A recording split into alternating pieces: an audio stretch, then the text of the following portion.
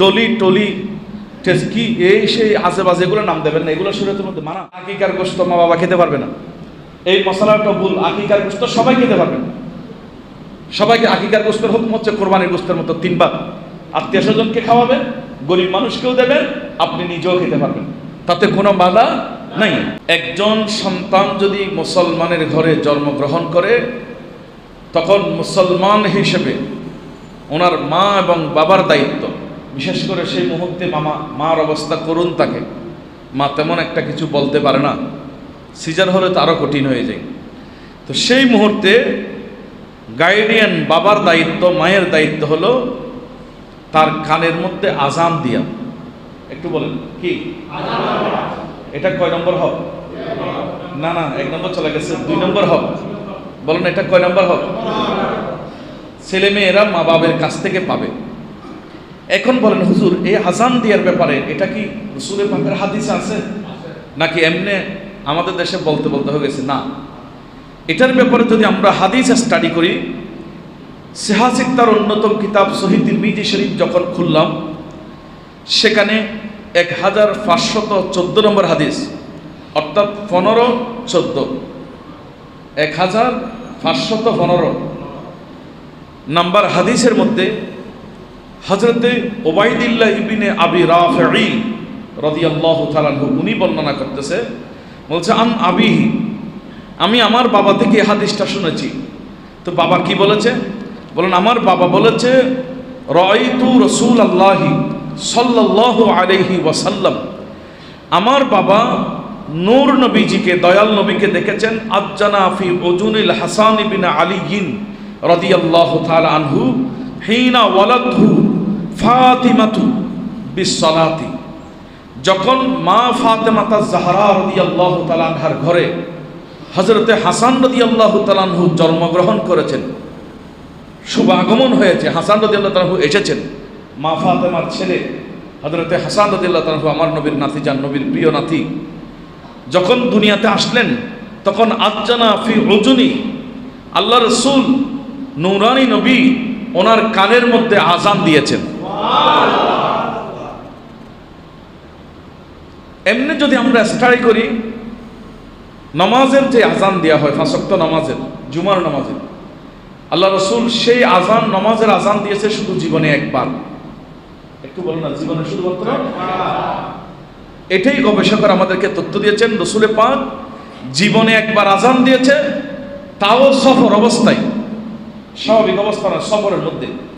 আর বাকিগুলো অপরাপর সাহাবায়ে কেরাম মুয়াজ্জিন আজান দিয়েছেন। বিশেষ করে হযরতে বেলাল রাদিয়াল্লাহু তাআলা আনহু দীর্ঘদিন আজানের দায়িত্ব পালন করেছেন।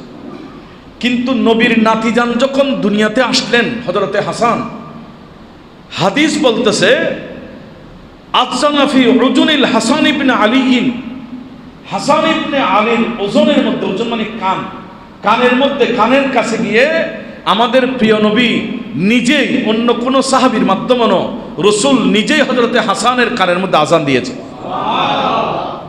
তাহলে রাসূল যখন আজান দিয়েছে, তাহলে এটা প্র্যাকটিক্যাল ইসলাম হয়ে গেল। কি ভাই বুঝতেছেন তো? এটা হলো প্র্যাকটিক্যাল ইসলাম, বাস্তবে ইসলাম, কাল্পনিক ইসলাম না। নবীজি আজান দিয়েছে এবং তাকবীর দিয়েছে। তো সে কারণে একটা ছেলে যখন দুনিয়াতে জন্মগ্রহণ করবে, ইসলামী রীতি হচ্ছে আজান দিয়ে ওনার ডান কানে ফু দিতে হবে। বলেন, আজান দিয়ে, একামত দিয়ে বাম কানে ফু দিতে হবে। তারপর ওনাকে তাহনিক করতে হবে। তাহনিক, হাদিসের ভাষা বলছে তাহনিক। তাহনিক মানে আল্লাহর প্যারা রাসূল আপনার খেজুর নিয়ে, খেজুর চাবিয়ে, খেজুরের একটু রস ওই বাচ্চার মুখের মধ্যে দিতেন, ওই খেজুরের একটু রস ওনার মুখের মধ্যে ছেপে দিতেন, এটাকে বলা হয় তাহনিক। তাহলে ডান কানে আজান দিয়ে ফু, বাম দিয়ে একামত, বাম কানে একামত দিয়ে ফু এবং মুখের মধ্যে তাহনিক করা, এটা আল্লাহর প্যারা রাসূলের সুন্নাহ মুবারক। নবীজি বললেন, তোমার সন্তান যখন তোমার ঘরে জন্মগ্রহণ করবে, সেই মেয়ে হোক এবং ছেলে হোক, মা বাবার দায়িত্ব হচ্ছে জন্মের সাথে সাথে পরিষ্কার করে আজান দিয়ে শুনে দাও, ও আমার ছেলে, তুমি হিন্দুর ঘরে নও, বুদ্ধর ঘরে নও, খ্রিস্টানের ঘরে নও, অমুসলিমের ঘরে নও, তুমি এই মুহূর্তে নবীর আশেক আল্লাহর একজন বান্দার ঘরে, তুমি আল্লাহ ওয়ালার ঘরে তো শিব এনেছো। তো একটা সুফিয়াই کرام আউলিয়ায়ে کرام ব্যাখ্যা করেছে, বলতেছে আজান এটার একটা ওরা রহস্য ভেদ বর্ণনা করেছেন, এটা হাদিস দ্বারা না, সুফিদের গবেষণা দ্বারা। বলতেছে আমাদের দেশে জানাজা আছে কিনা? কি ভাই একটু বলেন। জানাজার নামাজে কোনো আজান হয়? একামত হয়? বলছে কেন? বলছে তুমি যেদিন জন্মগ্রহণ করেছো সেদিন আজান হয়ে গেছে, ওই নামাজের একামত হয়ে গেছে, আজানও শেষ, একামতও শেষ, বাকি তোমার জিন্দেগি, তোমার যে জীবন আল্লাহর পক্ষ থেকে দেয়া হয়েছে, অল্পটুকু সময় তোমার জন্য বাকি আছে। তার মানে কিছুক্ষণ পরে তোমার জানাজা হয়ে যাবে, আর জানাজার নামাজ শেষ হলে তোমাকে দাফন করে দেবে। তোমার সময় অত অল্প, তুমি এদিকে সেদিকে অপচয় করে না, তোমার সময়কে তুমি কাজে লাগাও, তুমি আল্লাহকে ডাকো, তুমি আল্লাহর নির্দেশ মোতাবেক, রসুল পাক দেখানো মোতাবেক, রসুল আল্লাহর নির্দেশিত, রসুল প্রদর্শিত সেই রাস্তা পথে মথে তোমার জিন্দেগিকে অতিবাহিত করো, এটা তোমার কাজে লাগো। এটা বুঝায়, এটা আজান হওয়ার পর আমাদের দেশের মানুষ সুন্নত পড়ে একামতের জন্য অপেক্ষা করে। একামত যখন হয়ে যায় তখন আমরা ভাবতে পারি জমাতের কি হয়ে গেছে, টাইম হয়ে গেছে। বল না, জমাতের কি টাইম হয়ে গেছে। তো এখনো আমাদের জমাতের টাইম হয়ে গেছে। কার জমাত কখন হয় জানি না, হয়তো গত জুমাতে নামাজ পড়েছে, আজকে জুমাতে খবরে চলে গেছে, এরকম আছে। কথা বলেন না, হতে পারে না, অস্বাভাবিক কিছু নয়, সময় সেই জন্য কম, আজান দিতে হবে। এটা হলো একটা কথা। আরেকটা কথা হচ্ছে, আমার ভাইরা ভালোভাবে খেয়াল করেন, আমি আপনি আমরা সকলে ছেলে মেয়েদের কানে যদি আজান দিই, লাভ কি জানেন? মানুষ যখন ছেলে মেয়েরা জন্মগ্রহণ করে, জন্মগ্রহণ করার সাথে সাথে রসুলে পাক বললেন ওই ছেলে কেঁদে উঠে, কাঁদে না? ওয়া ওয়া ওয়া করে একটা শব্দ করে কান্না করে। তো কান্নার কারণটা কি? ইমামে মুসলিম সহি মুসলিমের মধ্যে হাদিস বর্ণনা করেছেন, 2367 নম্বর হাদিস সহি মুসলিমের মধ্যে এসেছে। এটা সিহাসিতার অন্যতম কিতাব। বুখারী শরীফের পরে মুসলিম শরীফের স্থান, কোরআনের পরে বুখারী শরীফ, বুখারী শরীফের পরে মুসলিম শরীফ। ওই কিতাবের মধ্যে আছে, নবীজি বললেন সিয়াহুল মাউলুদি হিনা ইয়াকাউ নাজগাতুম মিনাশ শাইতান, সন্তান যখন জন্মগ্রহণ করে সাথে সাথে শয়তান, সন্তান জন্ম নেওয়ার সাথে সাথে শয়তান তাকে আঘাত করে, আর শয়তানের সিমটা পেয়ে, শয়তানের সেই খোসা পেয়ে নাজগাতুম মিনাশ শয়তান, শয়তানের সেই নাজগা খোসা দেয়, সিমটা দেয়। আমরা যেটা বলি, একটা সিমটা দিলে বাচ্চা কান্না শুরু করে।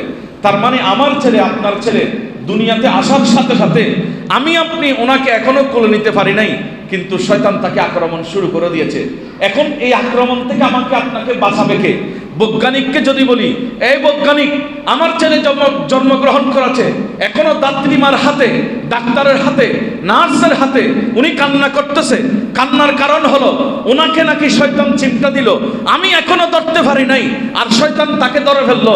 তোমরা ওষুধ দাও, চিকিৎসা দাও, প্রেসক্রিপশন দাও, রাস্তা দেখাই দাও। বিজ্ঞান বলবে কোনো ওষুধ নাই, ডাক্তার বলবে কোনো প্রেসক্রিপশন নাই, ডাক্তার বলবে কোনো পরামর্শ নাই। যেখানে সবাই ফেল হয়ে গেছে, সেখানে আমার আপনার নবীজি বলতেছে, উম্মত তুমি যদি তোমার ছেলে, তোমার মেয়েকে শয়তানের আক্রমণ থেকে বাঁচাইতে চাও, তাহলে জন্মগ্রহণ করার সাথে সাথে পরিষ্কার করে তার কানের মধ্যে আজান দিয়ে ফু দিয়ে দাও, সাথে সাথে শয়তান পালাতে বাধ্য হয়ে যাবে। যেখানে বিজ্ঞান ফেল, সেখানে আমার নবীর চিকিৎসা শুরু। তোমরা আজান দিয়ে দাও, পালিয়ে যাবে। এছাড়াও আমাদের দেশের অনেক ছেলে মেয়ের মির্গি রোগ হয়, আছে না? মির্গি রোগের লক্ষণ তো আপনারা বুঝেন। হ্যাঁ, দাঁড়ানো থেকে শট করে পড়ে, এটা খেসতে খেসতে খেসতে নাক মুখ দিয়ে কি চলে আসে, এক প্রকার ফেনা চলে আসে। হ্যাঁ, দেখলে মানুষ বলবে মনে হচ্ছে এখনই চলে যাবে। এটা মির্গি রোগ। এটা এখনো পর্যন্ত এটার উন্নত কোনো চিকিৎসা পাওয়া যাচ্ছে না, এখন অনেকজন ভুগতেছে। যদিও চিকিৎসা আবিষ্কার হলেও এখনো সেই উন্নত চিকিৎসা আবিষ্কার হয় না যেটা দিয়ে মির্গি রোগকে পরিপূর্ণ ভালো করা যায়। আল্লাহ রসুল বললেন, যে বাচ্চা জন্মগ্রহণের সাথে সাথে আজান দেবে না, মির্গি রোগ মানে এটা দুষ্ট জিনের আক্রমণ।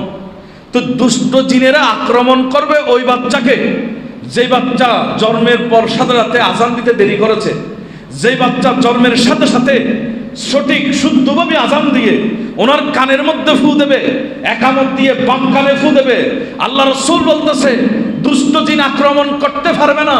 তার মানে উম্মুস সিবিয়ান, মির্গি রোগ আপনার ছেলের হবে না। মির্গি রোগের ওষুধও হচ্ছে আমার রাসূলের শিক্ষা, আযান দিয়া। তাহলে আযান এটা শুধু আযান না, এটা রোগেরও প্রতিষেধক, এটা রোগেরও ওষুধ। বল না, রোগেরও কি ওষুধ? আলটা আমাদের ইসলাম।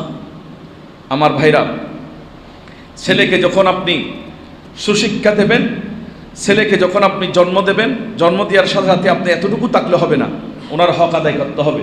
তো হকের মধ্যে একটা হলো আপনার 2 নম্বর হক, আজকে যেটা আলোচনা করতেছে এটা হলো জন্মের সাথে সাথে পরিষ্কার করে ওনাকে কানের মধ্যে কি দিতে হবে? খবরদার, আমাদের অনেকে বাবা থেকে হুজুর হাসপাতালে দিন এই বাড়িতে 7 দিন পরে দেবো না, হাসপাতালে দেওয়া যাবে। আর দেওয়ার জন্য, আজান দেওয়ার জন্য এটা টাইটেল পাস আলেম হতে হবে কোনো শর্ত নয়। শুদ্ধ রূপে যিনি আজান জানে উনি আজান দিতে পারবে। এটা বাপও দিতে পারবে, ভাইও দিতে পারবে, চাচাও দিতে পারবে, আঙ্কেল দিতে পারবে, প্রতিবেশী দিতে পারবে, যে কোনো একজনে আজান দিতে পারবে। তবে হ্যাঁ, দুনিয়াতে আসার মুহূর্তে সাথে সাথে যদি কোনো একজন বুজুর্গ আলেম দ্বারা আজান দিয়ে ওনার হাতে যদি ওনাকে একটু তাহানিক করা যায়, মুখে খেজুর দেওয়া যায়, এটা সাধারণ মানুষের দেওয়ার চেয়ে একটু উত্তম হয়। ওই ছেলে একজন সৎ লোকের সান্নিধ্য ভালো, ভালো মানুষের সোহবত ভালো পাইল, ভালো মানুষের সান্নিধ্য, ওটাও মানুষকে ভালো করতে অনেক সহায়ক হয়। বড় করে বল না সুবহানাল্লাহ। তো সেই জন্য আমাদের দেশে আলেম ওলামাকে একটু প্রাধান্য দেওয়া হয়, কারণ এটা সৎ মানুষের সোহবত। একজন ভালো মানুষের হাতে ওনার মুখে প্রথম খাদ্য দিল, এটাও মধ্যে একটা ফজিলত বরকত আছে। সেজন্য কোন একজন বুজুর্গ আলেমকে মানুষ আহ্বান করে, হুজুর আপনার মাধ্যমে করতে চাচ্ছি, এটা আরেকটা বরকতের কথা। কিন্তু স্বাভাবিক হুকুম হচ্ছে আপনিও দিতে পারবেন, আমিও দিতে পারবো, সবাই দিতে পারবে যারা আজান শুদ্ধভাবে দিতে জানে। আল্লাহ পাক আমাদেরকে আজান দেওয়ার তৌফিক দান করে, বলুন আমিন। সংক্ষেপে বলি, 3 নম্বর হক, আপনার ছেলে এবং আপনার মেয়ে আপনার কাছ থেকে 3 নম্বর হক পাবে। এটা কি? আল্লাহ রসুল বললেন 3 নম্বর হক হলো জন্মের পর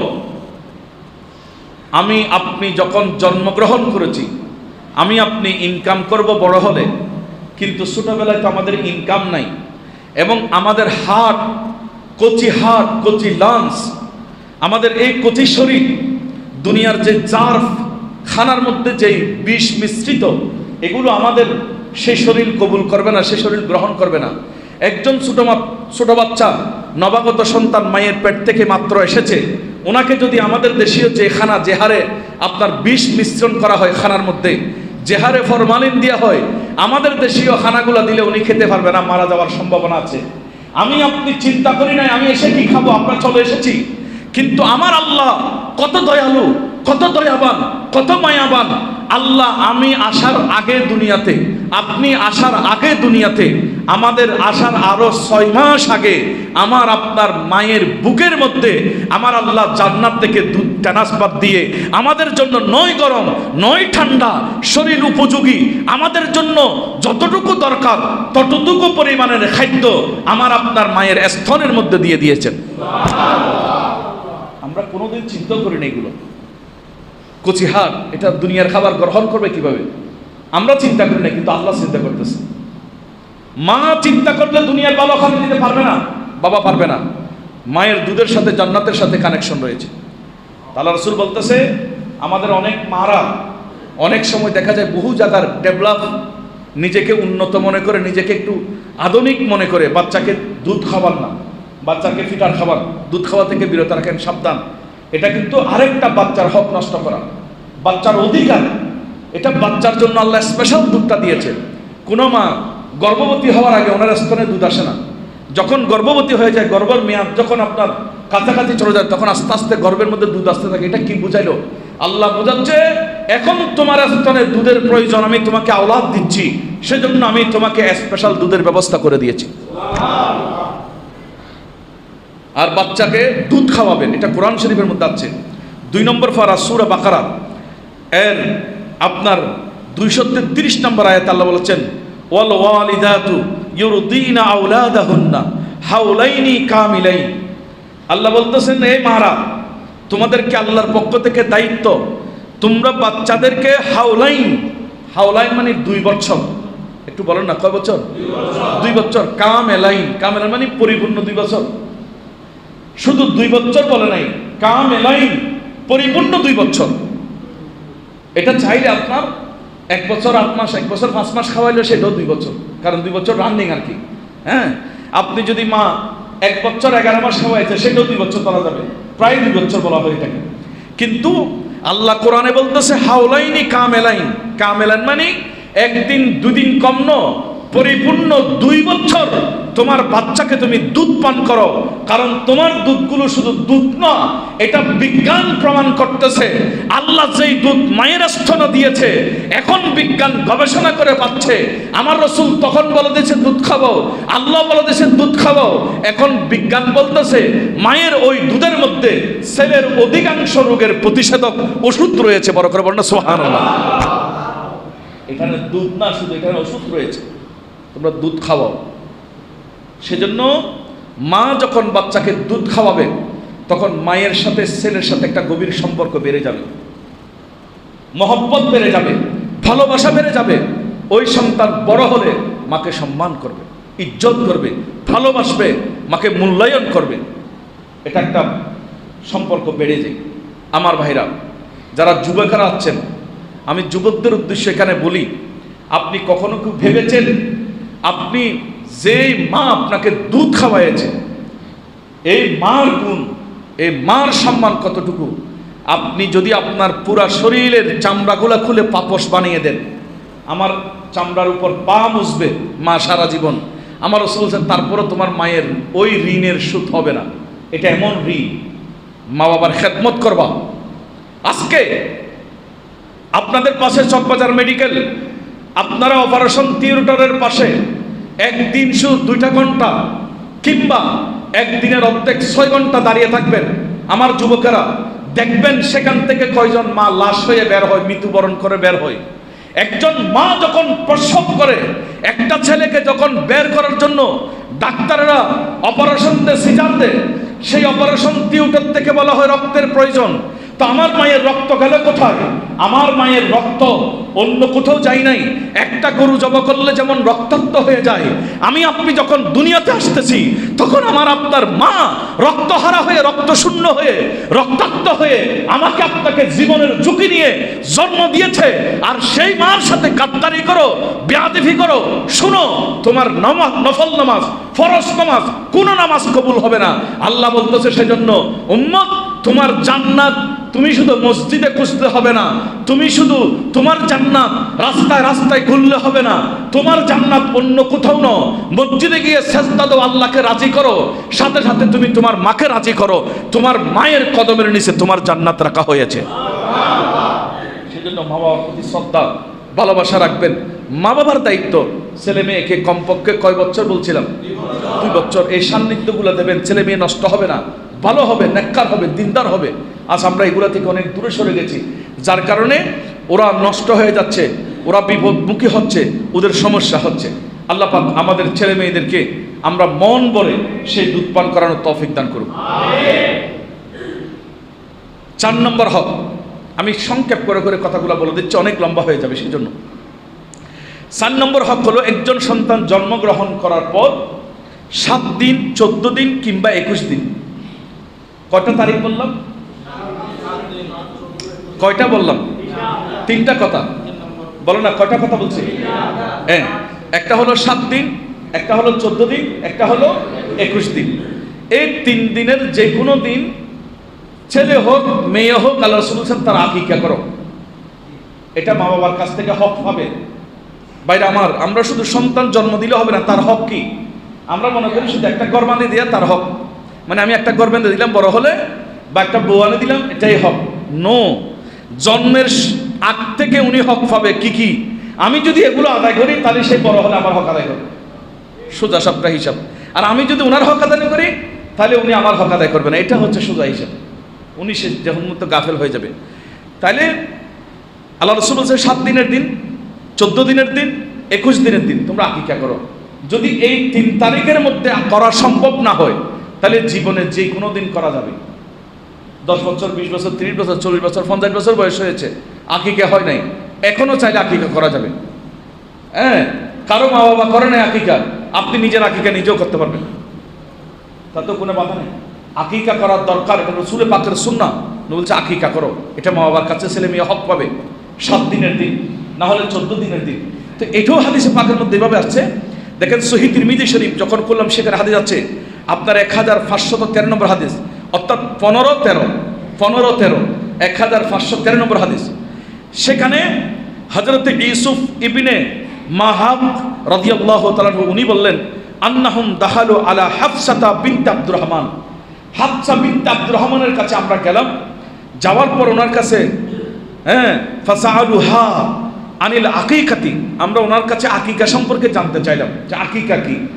তখন উনি আমাদেরকে বললেন ফা আখবারতাহুম, উনি বলতেছেন আমাদেরকে সংবাদ দিয়েছে আন্না আয়েশা রাদিয়াল্লাহু তাআলা আনহা আখবারতাহা, উনি আমাদেরকে বললেন যে রাসূলের স্ত্রী মা আয়েশা সিদ্দিকা রাদিয়াল্লাহু তাআলা আনহা, উনি ছিলেন মহিলাদের মধ্যে সবচেয়ে বড় মুফতি, মেয়েদের মধ্যে। আমার নবীর স্ত্রী মা আয়েশা সিদ্দিকা আমাদেরকে বলেছে রাসূল করিম সাল্লাল্লাহু আলাইহি ওয়াসাল্লাম আন্না রাসূলুল্লাহ সাল্লাল্লাহু আলাইহি ওয়াসাল্লাম আমরাহুম আনিল গোলামি শাতানি মুকাফিয়াতান, নবীজি আমাদেরকে বলেছেন যদি কারো ঘরে সন্তান জন্ম নেয় তাহলে তোমরা ছেলের জন্য 1 বছর বয়সী শাতান মানে 2টা ছাগল নিবা, ওই ছাগল মুকাফিয়াতান সমবয়স্ক, দুটোটা ছাগল একই সমান বয়স। তো ছাগলের বয়স শরীয়তের সীমা হচ্ছে কোরবানির মতো 1 বছর। একটু বলো না, ক বছর? কমপক্ষে 1 বছর, এর চেয়ে বেশি হতে পারবে, কম না। 1 বছর বয়সী কমপক্ষে 2টা ছাগল দিয়ে তুমি তোমার ছেলের জন্য আকিকা করো। ও আনিল জারিয়াতি শাতুন, আর যদি মেয়ে হয় তাহলে 1টা ছাগল নিয়ে তোমরা আকিকা করো, ছেলের জন্য 2টা, মেয়ের জন্য 1টা। 2টা ছাগল দিয়ে ছেলের জন্য বা মেয়ের জন্য 1টা ছাগল দিয়ে তোমরা আকিকা করো। রাসূল করিম সাল্লাল্লাহু আলাইহি ওয়াসাল্লাম বলছেন আকিকা যখন করবে, এই আকিকার কারণে আল্লাহ তোমার ছেলে মেয়েকে বড় বড় মুসিবত থেকে রক্ষা করে ফেলবে, বড় বড় মুসিবত থেকে রক্ষা করে ফেলবে। সেজন্য 7 দিন, 21 দিন, 14 দিন, এই 3টা দিন কিংবা জীবনের যে কোনো দিনে আপনার সুবিধা মোতাবেক যখন সম্ভব হয় আপনারা আকিকা করে নেবেন। এই আকিকা করা বাধ্যতামূলক। আমাদের দেশে হয়তো আমাদের পথের কাটা নাও আসতে পারে, আমরা বিভিন্ন জায়গায়, এক জায়গায় আমি এক মাহফিলে গিয়েছিলাম, সেখানে আমাকে মাহফিলে যাওয়ার পর আমি খানা খেতে বসছি ঘরের মধ্যে, দেখলাম মসজিদের ইমাম সাহেব ঘরের দরজার মধ্যে আজান দিচ্ছে। হঠাৎ রাত প্রায় 10টা, সাড়ে 10টা বা 11টা হচ্ছে এরকম। আমি ওনাকে জিজ্ঞেস করলাম কিরি ভাই আজান কেন দিলেন? বলেন আকিকার ভাড়াল এটা মাটির নিচে ফুতে রাখতেছি, তো আকিকার ভাড়াল ফুতে রাখবেন, এখানে আজান দেওয়ার কি দরকার? বলছে না আমাদের এই এলাকায় আজান দেয়।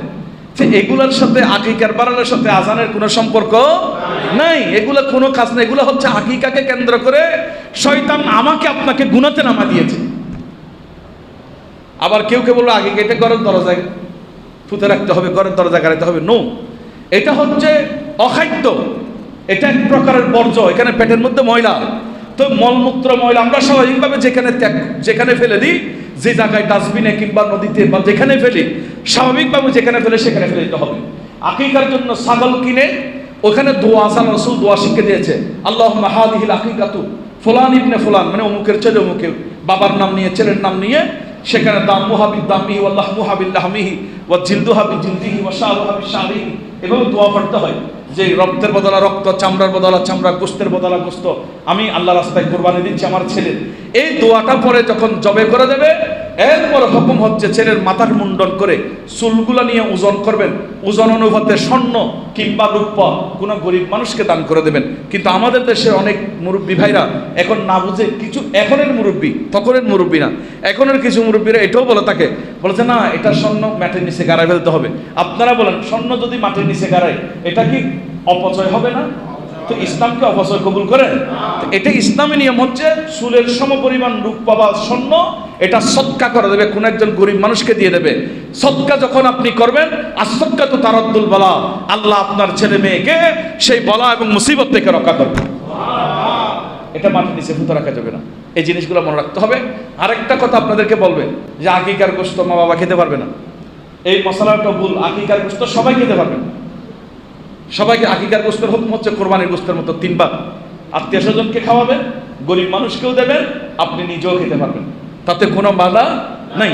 বলো না কোনো বাধা, মানে কঠিন করে ফেলা। তো হুজুর এই কাজগুলো আমাদের সমাজে আসলো কিভাবে? এই কাজগুলো আসছে মানুষের মাধ্যমে নয়।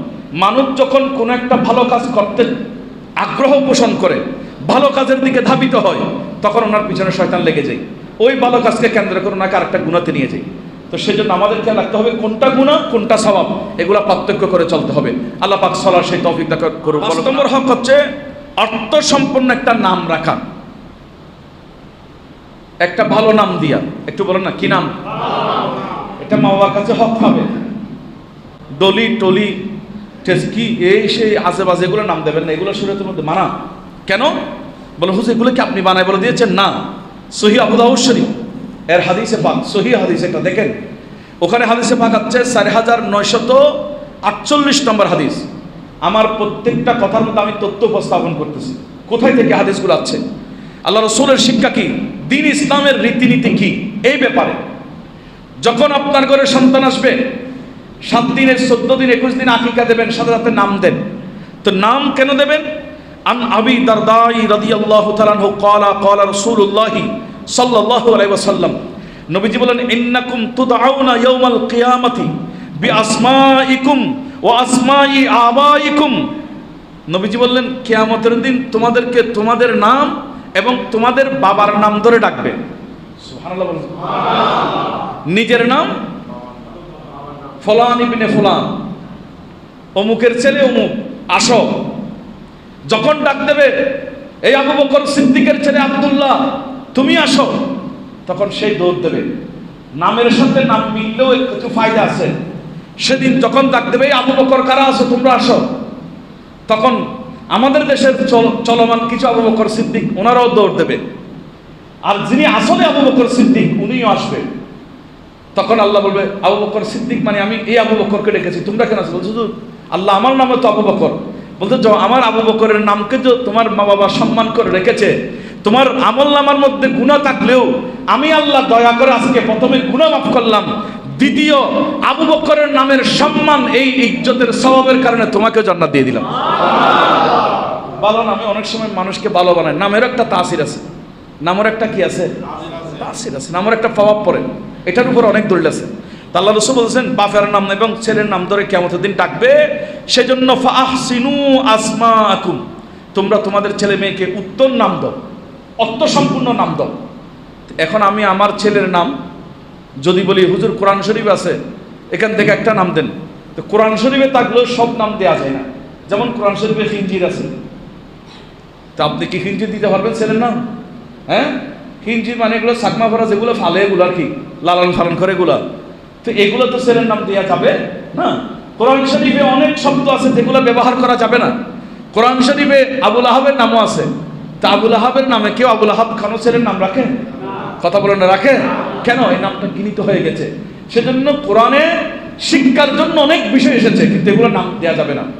সেই ক্ষেত্রে আমি পরামর্শ দেব আমার মুসল্লি ভাইরা, নাম রাখার ক্ষেত্রে একটা জিনিস আপনাদের খেয়াল রাখতে হবে, আপনারা যাকে তাকে দিয়ে নাম রাখবেন না। আমরা এই জায়গায় আসার খেয়ে যাই, নামের অর্থ ঠিক আছে কিনা, এটা ইসলামের দৃষ্টিতে অর্থ সম্পূর্ণ কিনা, এবং অর্থ সম্পূর্ণ হলে হবে না শুধু, এটা কোনো নবী রাসূলের নামের সাথে মিল আছে কিনা, কোনো সাহাবীর নামের সাথে মিল আছে কিনা, এটার সাথে অন্য কোনো আপনার বুজুর্গদের নামের সাথে অর্থ সম্পূর্ণ নাম মিল আছে কিনা, এটা একটু যাচাই বাছাই করে কোনো একজন বুজুর্গ ভালো আলেম যিনি আরবি ভালো অর্থ বুঝে এরকম আলেম দিয়ে নাম রাখা এটা নৈতিক দায়িত্ব।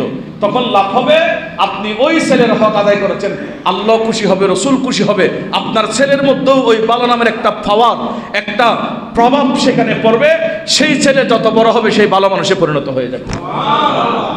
আরেকটা কথা খেয়াল রাখবেন, নবীজি বলেছেন, এটা সহিহ ইবনে মাজার মধ্যে আছে 2842 নম্বর হাদিস, ক্বালা রাসূলুল্লাহ সাল্লাল্লাহু আলাইহি ওয়াসাল্লাম, হযরত জাবির ইবনে আব্দুল্লাহ বলতেছেন রাসূল করিম সাল্লাল্লাহু আলাইহি ওয়াসাল্লাম বলেছেন, ইজা সাম্মাইতুম বিইসমি, তোমরা যখন তোমাদের ছেলের নাম রাখবে তখন আমার নামে নাম রাখো। তোমাদের সন্তান সন্ততির নাম রাখলে তোমরা আমার নামে নাম রাখো।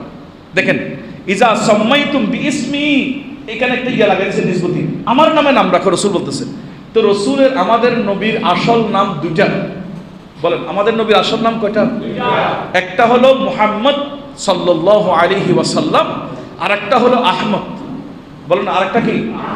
তো রসুলকে আসমানি জগতে বেশি পরিচিত আহমদ বলে, এটা কোরআন শরীফে আছে। ঈসা আলাইহিস সালাম বলেছেন ইসমুহু আহমদ ইয়াতি মিন বাদি ইসমুহু আহমদ, বলেছে আমার পর একজন নবী আসবে ওনার নাম হবে আহমদ। ঈসা আলাইহিস সালাম এটা কেন বলছে? বলছে ঈসা আলাইহিস সালাম আসমানে থাকবে, সেজন্য উনি আসমানি নাম প্রচার করেছেন, কিন্তু নবীর দুনিয়াবি নাম হচ্ছে মুহাম্মদ। সাল্লাল্লাহু আলাইহি ওয়াসাল্লাম। তো নবী বললেন আমার নামে নাম রাখো। সেজন্য আমাদের প্রত্যেক মুসলিম পরিবারের ছেলে জন্মগ্রহণ করলে আমরা সাথে সাথে ওনার নাম রাখার আগে যে কোনো মুহূর্তে আগে কি বলি? মুহাম্মদ, এই শব্দটা লাগাই দেবেন। এখন এই সোশ্যাল মিডিয়ার মধ্যে এটার বিরোধিতা করতেও দেখতেছি অনেকে বলে যে মোহাম্মদ নাম কেন রাখবে? আরে বেকুব, মোহাম্মদ নাম কেন রাখবে এটা তো তুমি বুঝবে না, কারণ তোমার গবেষণাতে এতটুকু যায় নাই। এটা হাদিসে পাক দ্বারা রাসূল বলছেন ইজা সাম্মাইতুম বিইসমি, তোমরা আমার নাম রাখো, মোহাম্মদ নাম দাও, সিনার জন্য আরেকটা শব্দ পাশে লাগাও, কিন্তু আসল নাম থাকবে মোহাম্মদ। আরে মুফতি আহমদ এরখান নঈমী রহমতুল্লাহ আলাইহি, এই আপনারা যাদের ছেলে নাই, ছেলের জন্য টেনশন করতেছেন, আমি আপনাদেরকে একটা কৌশল শিখে দিই। মুফতি আহমদ এরখান নঈমী রহমতুল্লাহ আলাইহি একটা কিতাব লিখেছেন শানে হাবিবুর রহমান। সেই কিতাবের মধ্যে উনি অনেক কোরআন আয়াতের ব্যাখ্যা করেছেন। সেখানে একটা আয়াত আছে, মা কানা মুহাম্মাদুন আবা আহাদিন মির রিজালিকুম ওয়ালাকিন রাসূলুল্লাহি ওয়া খাতামান নাবিয়্যিন। এই আয়াতের ব্যাখ্যার মধ্যে উনি লিখেছেন, কোন মা যখন গর্ভবতী হয় তখন বাবা যদি মায়ের পেটের মধ্যে হাত দিয়ে বলে, এই ছেলে তোমার নাম রেখেছি আমি মুহাম্মদ, মায়ের পেটে থাকা অবস্থায় বলতেছে ওই মায়ের গর্ভে আমার নবীর নাম দেওয়ার কারণে নিশ্চিত সেই মার পেট থেকে যে সন্তান আসবে এটা ছেলে হয়ে দুনিয়াতে আসবে। এটা হচ্ছে যাদের মেয়ে বেশি সেরে চাচ্ছেন, আপনারা গর্ভবতী অবস্থায় স্ত্রীকে ইখলাস নিয়তে একনিষ্ঠতার সাথে হাত দিয়ে বলবেন, এ ছেলে তুমি পেটে আসো, এখন তোমার নাম আমি দুনিয়াতে আসার আগে রেখে দিলাম, তোমার নাম হবে কি? মুহাম্মদ। বলছে দুনিয়াতে আসলে দেখবে এটা ছেলে হয়ে গেছে।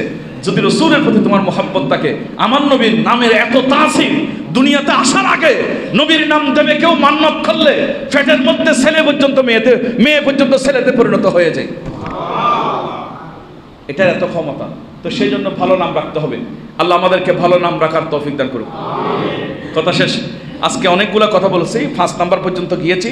তাহলে 1 নম্বরে আমরা আলোচনা করেছি ছেলে মেয়ের 11টা হক, এর প্রত্যেকে আমি আগামী জুমাতে আলোচনা করব। 1 নম্বর হক ভালো মা। কথা শেষ। 1 নম্বর হক কি? 2 নম্বর হক কি বলেছিলাম? কানে কি দিতে হবে?